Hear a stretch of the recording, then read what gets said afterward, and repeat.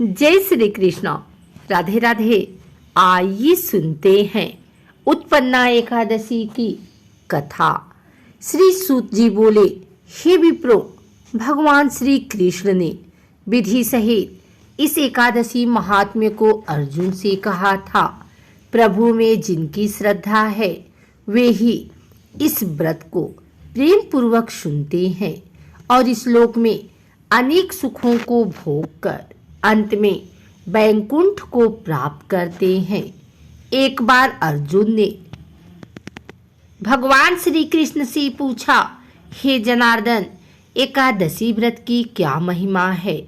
इस व्रत को करने से कौन सा पुण्य मिलता है? इसकी विधि क्या है? सो आप मुझे बताने की कृपा करें। अर्जुन के ये वचन सुन भगवान श्री कृष्ण ने कहा, हे अर्जुन, सर्वप्रथम हेमंत ऋतु के मार्गशीर्ष माह में कृष्ण पक्ष की एकादशी का व्रत करना चाहिए। दशमी की संध्या को दातुन करनी चाहिए और रात्रि को भोजन नहीं करना चाहिए। एकादशी को प्रातः संकल्प नियम के अनुसार कार्य करना चाहिए। मध्याह्न को संकल्प पूर्वक स्नान करना चाहिए। स्नान से पूर्व शरीर पर मिट्टी का लेप लगाना चाहिए। स्नान के बाद मस्तक पर चंदन का तिलक लगाना चाहिए। चंदन लगाने का मंत्र पढ़ना चाहिए। स्नान के उपरांत धूप दीप नैवेद्य से भगवान की पूजा अर्चना करनी चाहिए। रात्रि में दीपदान करना चाहिए। ये सभी सात्विक कर्म भक्ति पूर्वक करने चाहिए। रात में जागरण करते हुए श्री हरि के नाम का जप करना चाहिए तथा किसी भी प्रकार के भोग विलास या स्त्री संग से सर्वथा दूर रहना चाहिए। हृदय में पवित्र एवं सात्विक विचारों को ही स्थान देना चाहिए। इस दिन श्रद्धा पूर्वक ब्राह्मणों को दान दक्षिणा देनी चाहिए और उनसे अपने पापों की क्षमा मांगनी चाहिए। धार्मिक जनों को शुक्ल पक्ष और कृष्ण पक्ष की दोनों एकादशियों को एक समान समझना चाहिए। इनमें भेदभाव नहीं करना चाहिए। मनुष्य एकादशी का व्रत करते हैं, उनको शंखोद्वार तीर्थ एवं दर्शन करने से जो पुण्य प्राप्त होता है वह एकादशी व्रत के पुण्य के 16वें भाग के बराबर भी नहीं है। हे अर्जुन, व्यतिपात योग में, संक्रांति में तथा सूर्य और चंद्र ग्रहण में दान देने से और कुरुक्षेत्र में स्नान करने से जो पुण्य प्राप्त होता है वही पुण्य मनुष्य को एकादशी का व्रत करने से प्राप्त होता है। हे कुंती पुत्र, जो फल वेद पाठी ब्राह्मणों को 1000 गोदान करने से प्राप्त होता है, उससे 10 गुना अधिक पुण्य एकादशी का व्रत करने से मिलता है। 10 श्रेष्ठ ब्राह्मणों को भोजन कराने से जो पुण्य प्राप्त होता है वह एकादशी के पुण्य के 10वें भाग के बराबर होता है। निर्जल व्रत करने का आधा फल एक बार भोजन करने के बराबर होता है। अतः एकादशी का व्रत करने पर ही यज्ञ दान तप आदि मिलते हैं, अन्यथा नहीं। अतः एकादशी का व्रत अवश्य ही करना चाहिए। इस एकादशी के व्रत में शंख से जल नहीं पीना चाहिए। मांसाहार तथा अन्य निरामिष आहार का एकादशी के व्रत में सर्वथा निषेध है। एकादशी व्रत का फल 1000 यज्ञों से भी ज्यादा है। भगवान श्री कृष्ण के वचन सुन अर्जुन ने कहा, हे प्रभु, आपने इस एकादशी व्रत के पुण्यों को अनेक तीर्थों के पुण्य से श्रेष्ठ तथा पवित्र क्यों बतलाया है? कृपा करके यह सब आप विस्तार पूर्वक कहिए। श्री कृष्ण बोले, हे पार्थ, सतयुग में एक महाभयंकर असुर हुआ था। उसका नाम मूर था। उस असुर ने इंद्र आदि देवताओं पर विजय प्राप्त कर उन्हें उनके पद से हटा दिया। तब इंद्र ने भगवान शंकर से प्रार्थना की, हे भोलेनाथ, हम सब देवता मूरसुर के अत्याचारों से दुखी होकर मृत्यु लोक में अपना जीवन व्यतीत कर रहे हैं। राक्षसों के भय से हम बहुत दुख और कष्ट भोग रहे हैं। मैं स्वयं बहुत दुखी और भयभीत हूँ।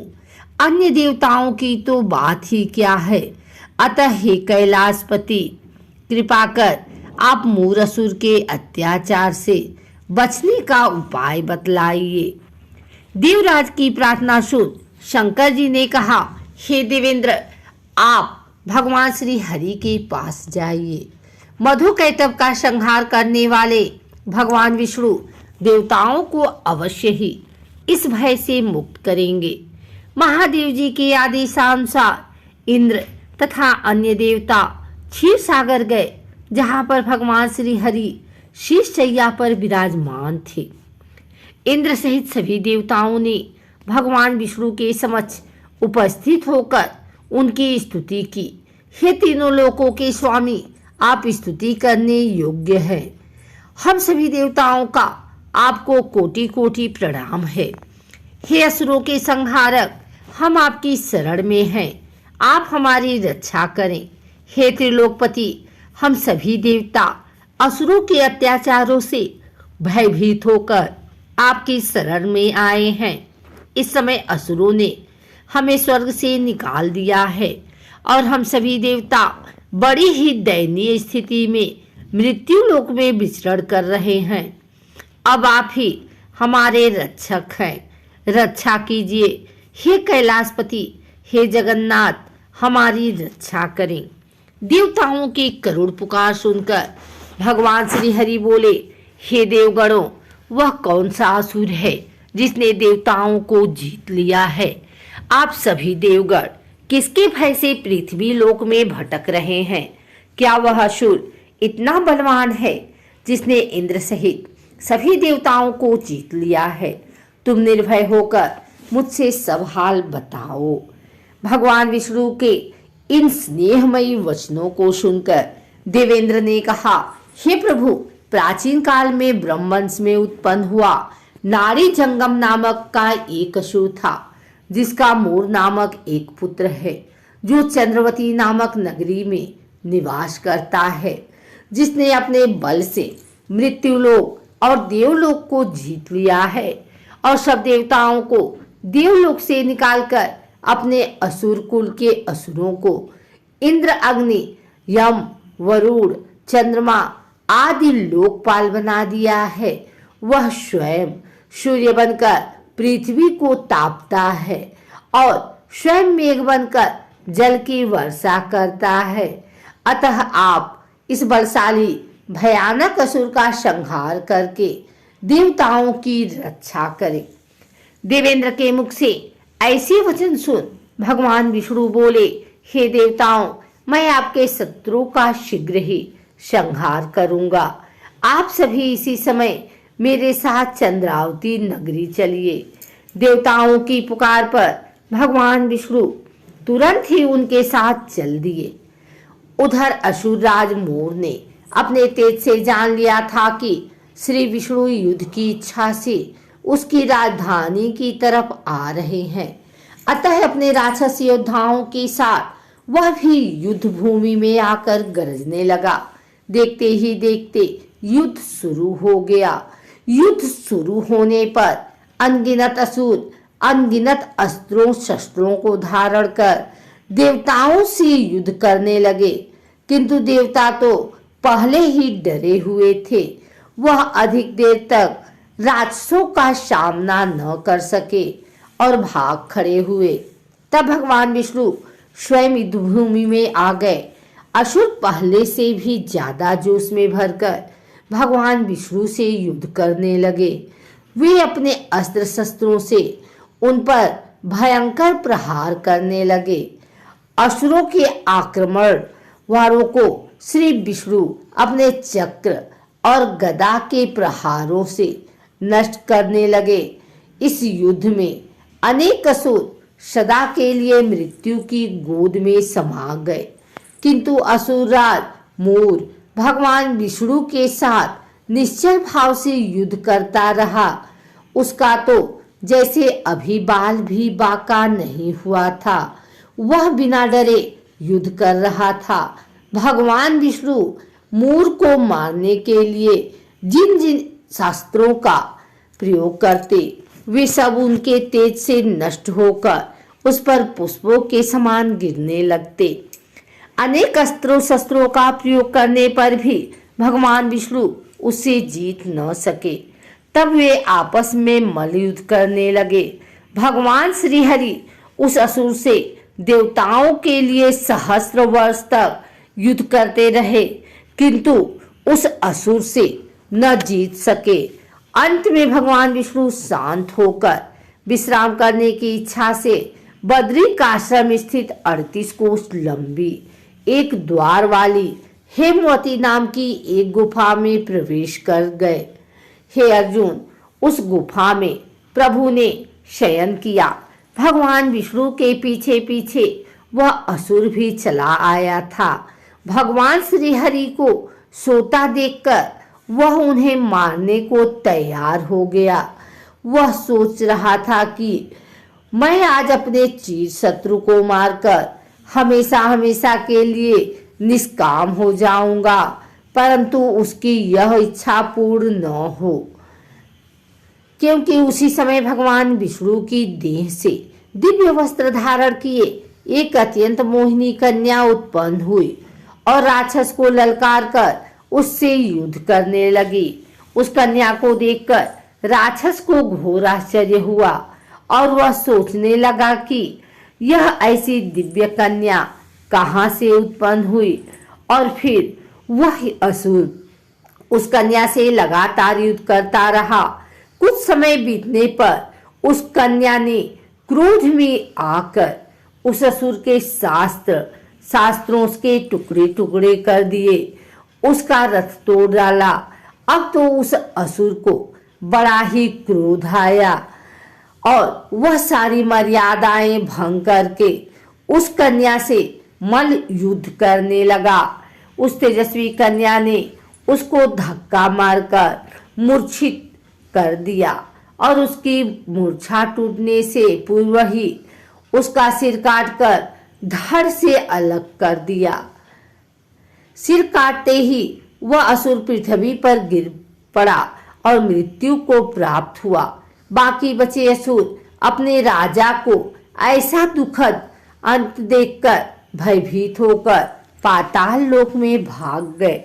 भगवान विष्णु जब निद्रा से जागे तो उस असुर को मरा देखकर उन्हें घोर आश्चर्य हुआ और वे सोचने लगे कि इस महाबली को किसने मारा है। तब वह तेजस्वी कन्या श्री हरि के हाथ जोड़कर बोली, हे जगदीश्वर, यह असुर आपको मारने को उद्धत था, तब मैंने आपके शरीर से उत्पन्न होकर इस असुर का वध किया है। कन्या की बात सुन भगवान बोले, तुमने इस असुर को मारा है, अतः हे कन्या, मैं तुमसे अत्यंत प्रसन्न हूँ। इसे मारकर तुमने तीनों लोकों के देवताओं के कष्ट हर दिए हैं, इसलिए तुम अपनी इच्छा अनुसार वर मांग सकती हो। मैं तुम्हारी प्रत्येक इच्छा को पूर्ण करूंगा। भगवान की बात सुन कन्या बोली, हे प्रभु, मुझे यह वरदान दीजिए कि जो भी मनुष्य या देव मेरा व्रत करे उसके सभी पाप नष्ट हो जाएं और अंत में उसे स्वर्गलोक की प्राप्ति हो। मेरे व्रत का बाधा आद्य फल रात्र को मिले और उसका आधा फल एक समय भोजन करने वाले को मिले। जो श्रद्धालु भक्ति पूर्वक मेरे व्रत करें वे निश्चय ही वैकुंठ धाम को प्राप्त करें।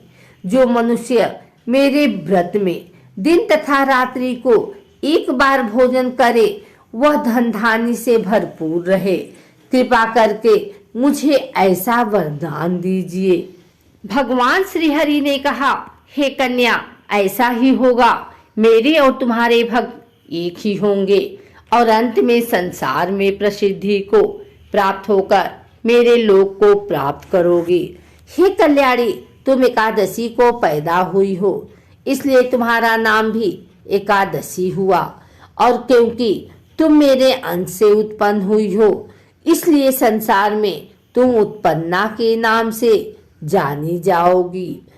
तथा जो मनुष्य इस दिन व्रत करेंगे उनके समस्त पाप नष्ट हो जाएंगे, और तुम मेरे लिए अब तीज, अष्टमी, नवमी और 14 से भी अधिक प्रिय हो। तुम्हारे व्रत का फल सब तीर्थों के फल से भी महान होगा। यह मेरा अकाट्य कथन है।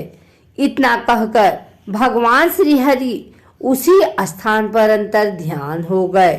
श्री कृष्ण ने कहा, हे पांडुपुत्र, एकादशी के व्रत का फल सभी व्रतों व सभी तीर्थों के फल से महान है। एकादशी व्रत करने वाले मनुष्यों के शत्रुओं का मैं जड़ से नाश कर देता हूँ और व्रत करने वाले को मोक्ष प्रदान करता हूँ। उन मनुष्यों के जीवन के जो भी कष्ट होते हैं मैं भी उन्हें दूर करता हूँ। अर्थात मुझे अत्यंत प्रिय एकादशी के व्रत को करने वाला प्राणी सभी ओर से निर्भय और सुखी होकर अंत में मोक्ष को प्राप्त होता है। हे कुंती पुत्र, यह मैंने तुम्हें एकादशी की उत्पत्ति के विषय में बतलाया है। एकादशी व्रत सभी पापों को नष्ट करने वाला और सिद्धि प्रदान करने वाला है। श्रेष्ठ मनुष्यों को दोनों पक्षों की एकादशियों के समान समझना चाहिए। उनमें भेदभाव करना उचित नहीं है। जो मनुष्य एकादशी महात्म्य का श्रवण व पाठन करेंगे उन्हें अश्वमेध यज्ञ के समान फल प्राप्त होगा। यह मेरा अकाट्य कथन है।